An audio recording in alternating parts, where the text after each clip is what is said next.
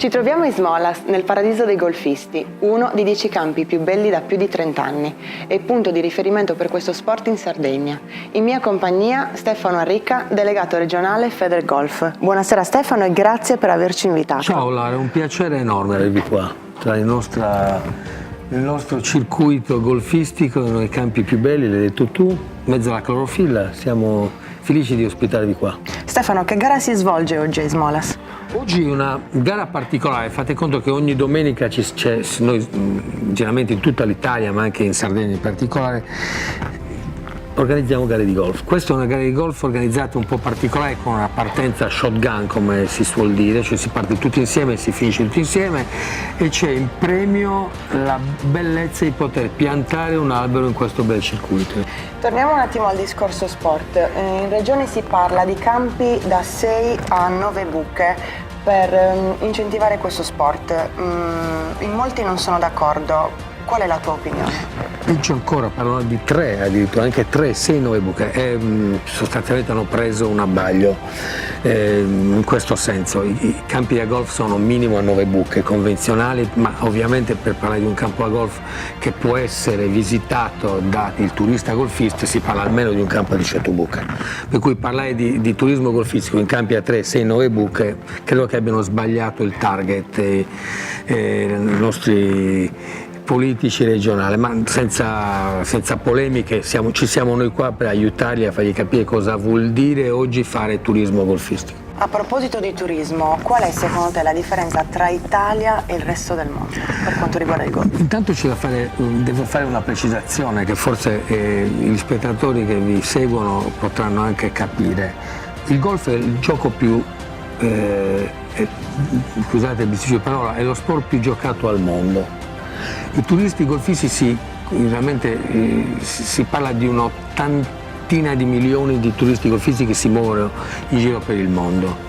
Per cui voglio dire, l'Italia non è ancora diventata realmente come mentalità, non è diventato un paese di golfisti, o perlomeno non c'è ancora la mentalità del golf come sport, non solo come sport turistico ma come sport, come competizione.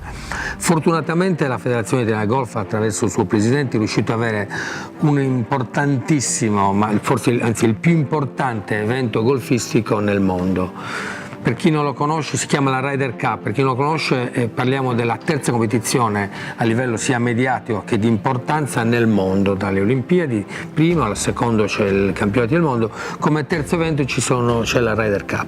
La Ryder Cup vuol dire che c'è un indotto, c'è un mondo che si muove intorno e il fatto di poterla strappare ai paesi anglosassoni è qualcosa di incredibile. Pensare di poter disputare un evento così strano per noi italiani, poterlo disputare qui in Italia, stiamo parlando veramente di qualcosa di incredibile.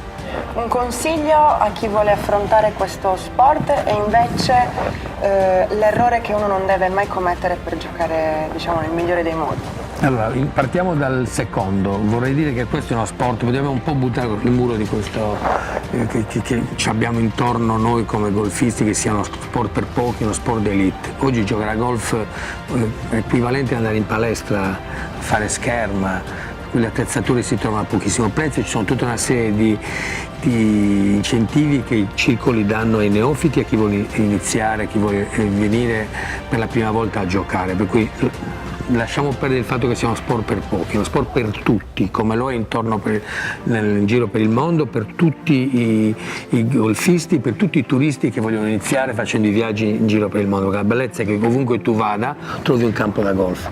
Può giocare tua moglie, può giocare tuo figlio, può giocare tuo padre. Questo è uno sport, l'unico sport in assoluto che ti permette di giocare a tutti i livelli, nel senso che in qualsiasi sport che si voglia giocare, tipo faccio l'esempio del bellissimo tennis o quant'altro, uno molto bravo non può giocare con uno meno bravo di lui.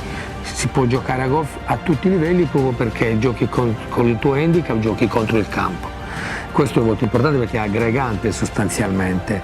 Quello che invece la prima domanda che mi hai fatto era il consiglio che si vuole affrontare questo sport. Devo dire che è uno sport che dà proprio a livello di concentrazione, di equilibrio, è veramente uno sport importantissimo, se poi è anche un secondo sport per i grandi campioni ci sarà un motivo, i grandi campioni hanno lasciato altri sport per arrivare poi al golf. Piccolissima curiosità, prima di chiudere, c'è una frase porta fortuna prima di entrare in campo? La frase fortuna è la solita, good luck in inglese, buona fortuna, buon gioco. Quando tu sul tee della prima buca ti metti là con la tua pallina, ai tuoi compagni di gioco gli dici buon gioco, buon divertimento. Io ti ringrazio Stefano. Ringrazio voi, spero di ospitarvi anche in altre realtà golfisti perché vorremmo far conoscere questo sport che in Italia ancora è meno conosciuto di altri. Per noi sarà un piacere. Grazie E buon gioco Laura. a tutti. Grazie, buon gioco a tutti.